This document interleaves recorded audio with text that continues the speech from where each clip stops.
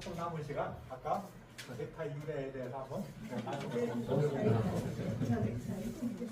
넥타이는 유래가 두 가지가 있다고 그랬죠. 오늘 한 가지는 할 수 있을 것 같아요.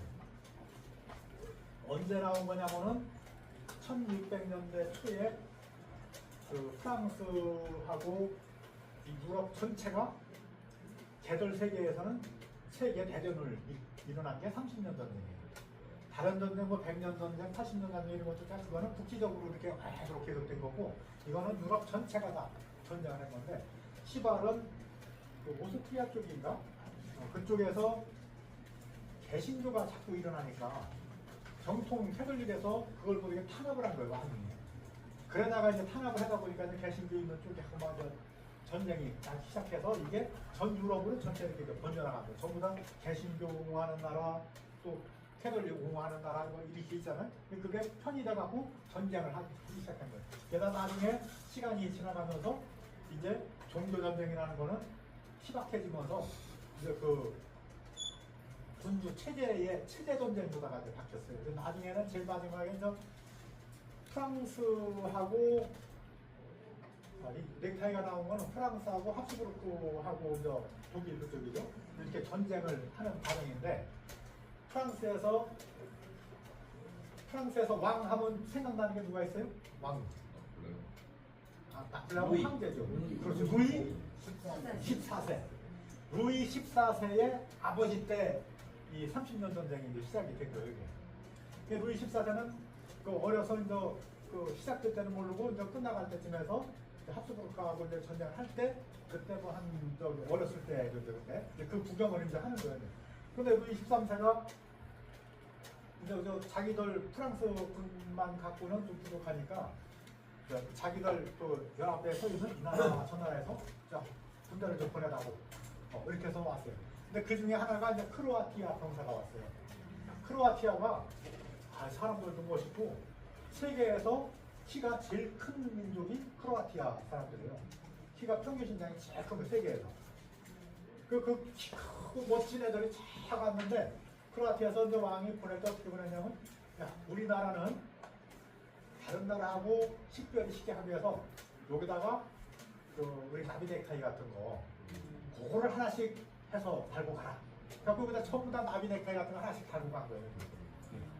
이게 아마 계급별로 다 색깔이 조금씩 이렇게 달라놓는 모양인데, 그러니까 알록달록 가면 이쁘잖아.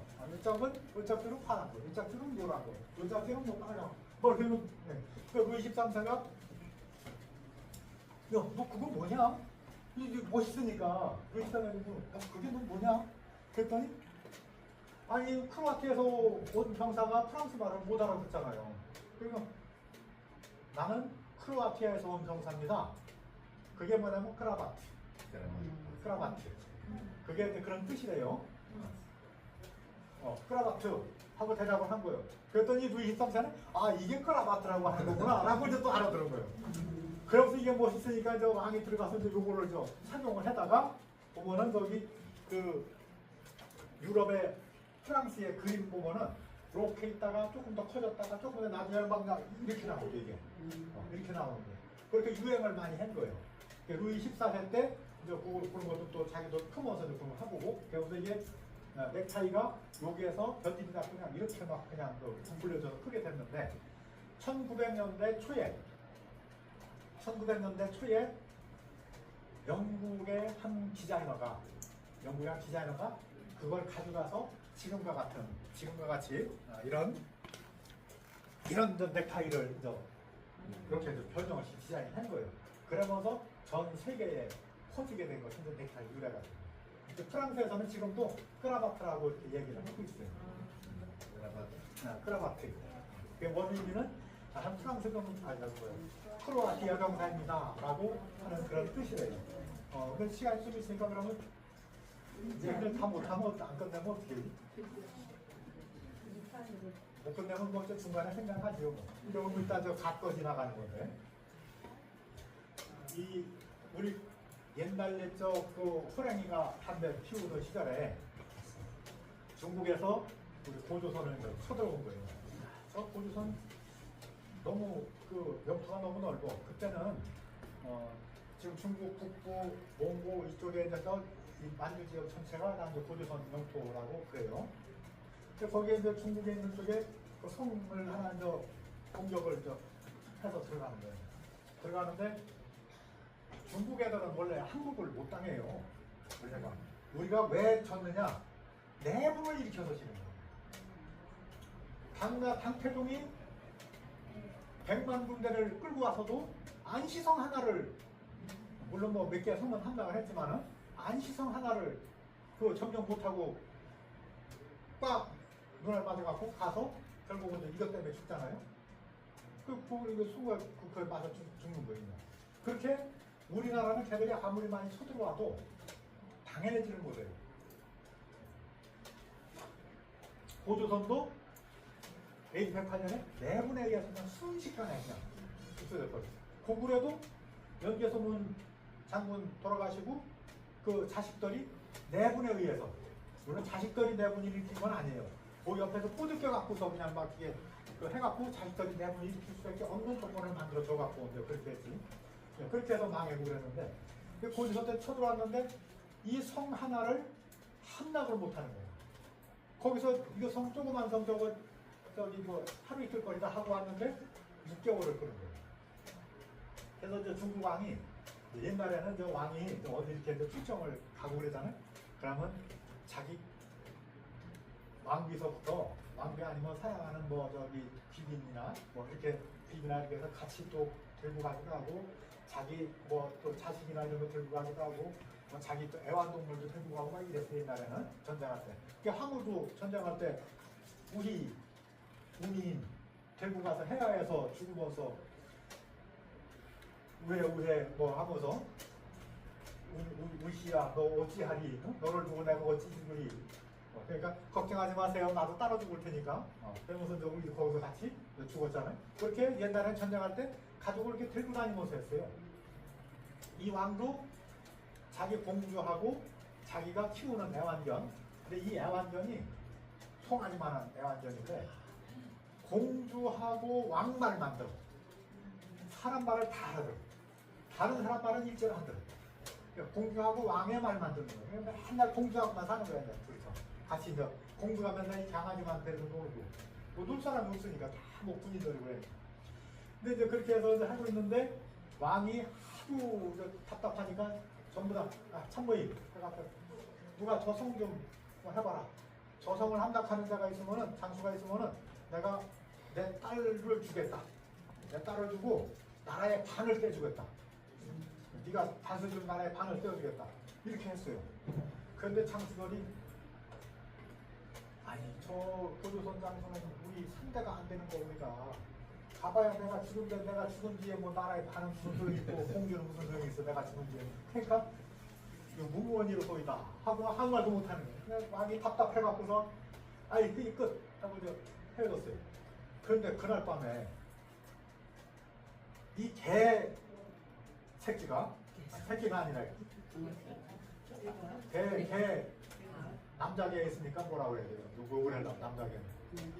이 개가 욕을 했더니 안 되네. 이 개가 밤중에 싹 사라져갖고 개구멍이라도 성 안으로 들어가서 고조선 장군한테 따끈따끈하고 꼬랭이 살살살살 웃으면서 개가 항복해온 거예요. 그리고 고조선 장수가 보니까 얼마나 이게 기특해요. 이 개가. 그 개를 들고 가서 성우에 와서 너는 어떻게 개 한 마리 제대로 못 키워서 나한테 와서 개가 항복을 해서 오느냐. 엄마랑 나한테 와서 아주 꼬리 흔들고 잘 있지 않느냐. 그렇게 해놓으니까 이제 중국왕 열을 받은 거지. 장수들도 누구 나서는 놈도 없고 개 멋있기도 저기 도망가고. 그래서 그날 저녁에 오지선 장수가 희야 장수를 하면서 전체를 다 저기 장병들한테 고기 끝내리고 술을 먹서냐 만취해갖고서는 떨어진 거예요. 만취해서 딱 떨어지니까 이 개가 슬금슬금 고지선 장수한테 와서 목을 물어 뜯어갖고 목을 잘라서 물고서 중국왕한테 돌아간 거예요. 그래서 그 성이 이제 함락이 된 거예요. 그 성 하나 함락하고 나서 고조선은 우리가 도저히 안 되겠다. 그래서 청군을 가자. 그래서 이제 돌아갔는데, 돌아가기 전에 걔들도 잔치를 할 거 아니에요? 잔치를 이 개 때문에 이겼는데 잔치를 했는데 개한테 온갖 맛있는 거를 다 갖다 주는데 개가 안 먹네. 간식투쟁이 들어가네 개가. 그럼 개가 왜 이게 안 먹나? 어제까지 잘 먹었는데 왜 안 먹을까? 이거 또 불러갖고 회의를 했어. 개가 왜 안 먹을까? 그랬더니 한 장수가 혹시요 적장을 잡아오는 자한테는 공주를 주고 나라의 반을 준다고 그랬는데 걔가 말을 알아듣지 않느냐. 그리고 그거 달라고 그러는 거 아니냐. 그리고 듣고 보니까 그린 거 같잖아요. 그래서 그린 게 아니다. 그래 걔한테 왕이 야 너 제 말이 맞냐? 그랬더니 그때 꼬리를 따라봐라 흔드는 거예요. 그래서 그럼 좋다. 너 걔니까 나라의 반을 못 주고 공주를 하고 혼인시켜주마. 그러면 되겠냐?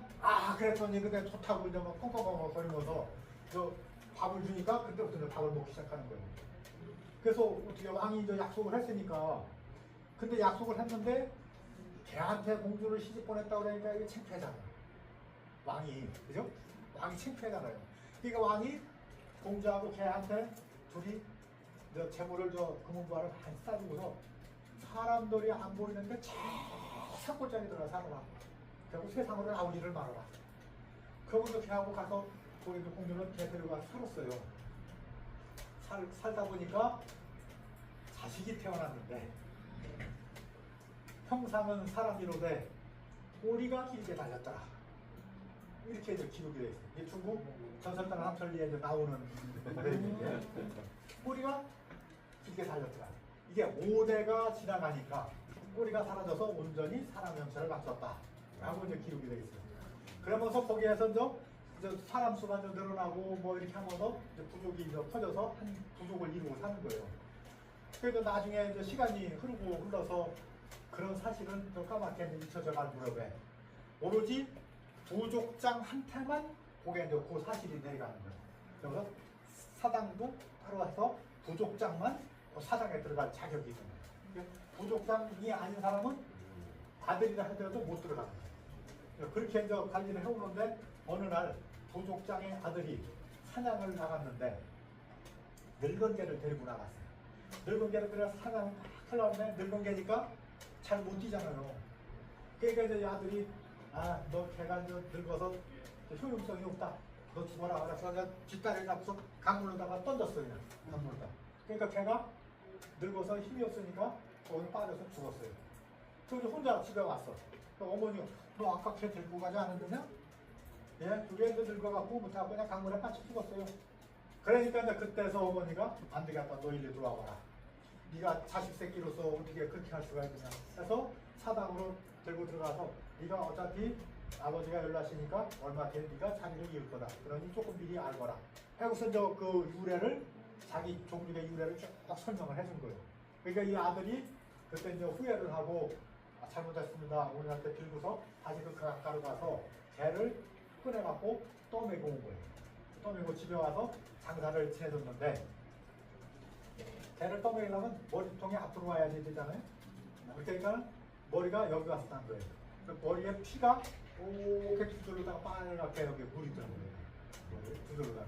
그래서 그 아들이 나는 이제 앞으로 개는 일체 괴롭히지도 않고 죽이는 거는 뭐 그건 상상도 할 수가 없는 거고 일체 괴롭히지도 않고 잘 모시겠다라는 맹세의 표시로다가 끈을 물을 들어갖고 두들로다가 이렇게 묶어서 긴 끈을 갖다가 이렇게 묶으니까 두들이잖아요. 그렇게 해서 묶고서 지냈다. 그 부족이 전체가 아니라 빨간 줄을 이렇게 물 들어갖고 메고 다니는 거예요. 그 부족들이 이제 나중에 어디로 옮기냐면은 중국에서 북쪽으로 해서 북쪽으로 해갖고 그 유럽의 그쪽으로 다 옮겨갔다. 그래서 그쪽에 거의 족들이 있었잖아요. 키가 그쪽에 엄청 컸잖아요.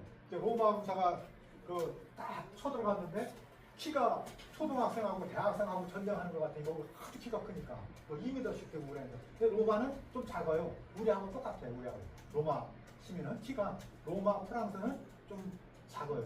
그때 걔들은 뭐 한 160 정도 됐겠죠. 키가 한 160 되는 사람들이 2m 되는 사람들하고 전쟁을 하려니 이게 그냥 보자마자 로마군들이 도망가는 거예요. 그러니까 이제 율리우스 시저가 와갖고 야 우리는 집단 대응을 이뤄서 하잖아.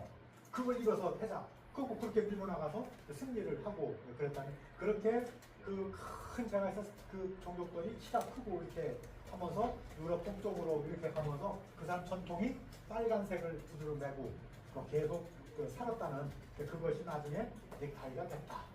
이렇게 하는 얘기도 있습니다.